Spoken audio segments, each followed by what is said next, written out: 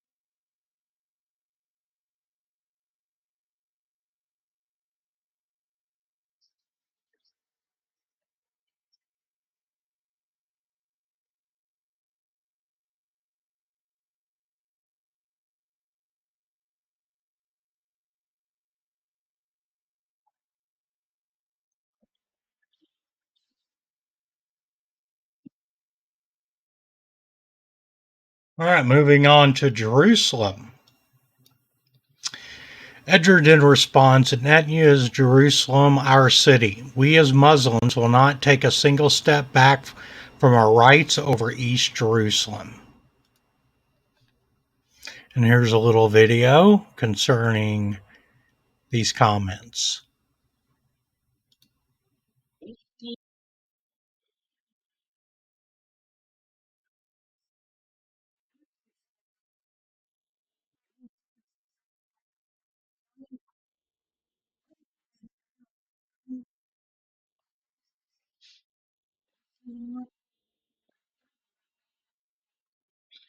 All right, moving on to Iran. So, Israel's Mossad executed covert missile operations against Iran.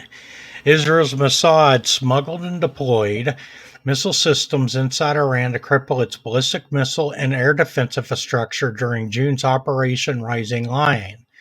Channel 13 reports a 12-day campaign launched June 13 involved 200 Israeli Air Force jets, marking Israel's largest direct strike on Iran. Mossad coordinated its covert attacks with the airstrikes, using about 100 agents, including Iranians and dual nationals, to position advanced weapons deep inside Iran. Three covert strikes. Number one, air defense neutralization. Mossad operatives pre-positioned guided weapons near Iranian SAM batteries, striking radar and communications at 3 a.m. on June 13th to clear the way for Israeli jets. Two, vehicle-based sabotage. Strike systems hidden in civilian vehicles destroyed additional air defense sites and overwhelmed Iran's warning systems with decoys and drones. Three, drone strikes on missile launchers. A secret drone facility near Tehran built kamikaze drones disguised as quadcopters. They destroyed dozens of ballistic missiles at key launch sites. The operation killed IRGC Chief Hussein Salami, but avoided top leadership like Supreme Kalamani to prevent wider war. Iranian President Mossad narrowly escaped a strike that killed aides and hit Iran's Ministry of Intelligence Command Center. Analysis estimates the strikes cut Iran's missile production by 40 to 60% and delayed its nuclear program by years. Iran denounced the attacks as illegal, launched internal purges, and vowed to rebuild. The U.S. called the strikes a major success, while UN experts questioned targeting civilian nuclear strikes. Israel calls the operation a deterrent but remains on alert as Iran rebuilds its arsenal. Moving to Saudi Arabia. Saudi Arabia and Pakistan signed a strategic mutual defense agreement today, stating that an attack on one nation will be considered an attack on both. So if the Houthis attack Saudi, Pakistan will respond. That's the question. Poland. Poland refuses to reopen its border with Belarus, cutting China off from $26 billion a year trade artery. Some 90% of China-EU rail freight moves through Poland, now frozen amid Zapad 2025 drills and a Russian drone incursion. Beijing asked Warsaw to restore the route, vital for platforms like Temu and Shein. But after 3 hours of talks, FM Sikorsky said no.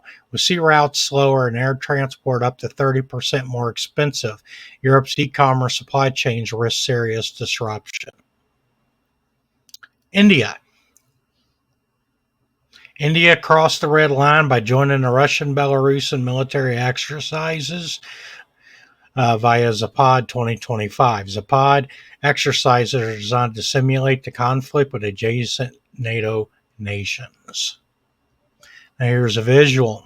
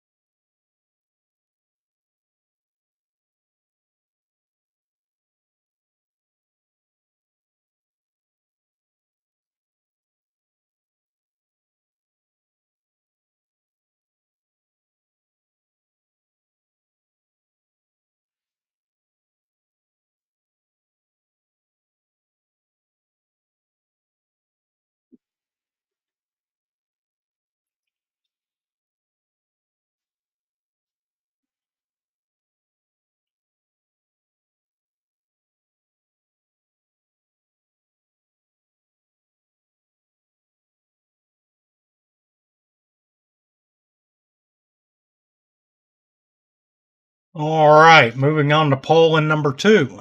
Poland has carried out the first live fire drill with its Patriot missile systems.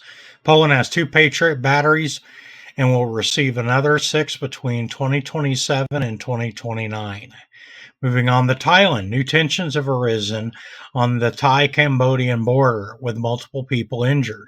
The Royal Thai Army said that its forces had clashed with Cambodian protesters in the border district after a group of about 200 crossed the border to dismantle Thai security barriers. The incident began when Cambodian authorities brought villagers to protest against Thailand's installation of barbed wire and defensive obstacles along the frontier. Thai riot control officers deployed tear gas and rubber bullets, forcing both sides to pull back from the confrontational line. Cambodian protesters responded by hurling wooden sticks, stones, and firing slingshots at Thai officers, resulting in several injuries. Poland number 3. Poland expects to gain access to NATO allies' nuclear weapons through France.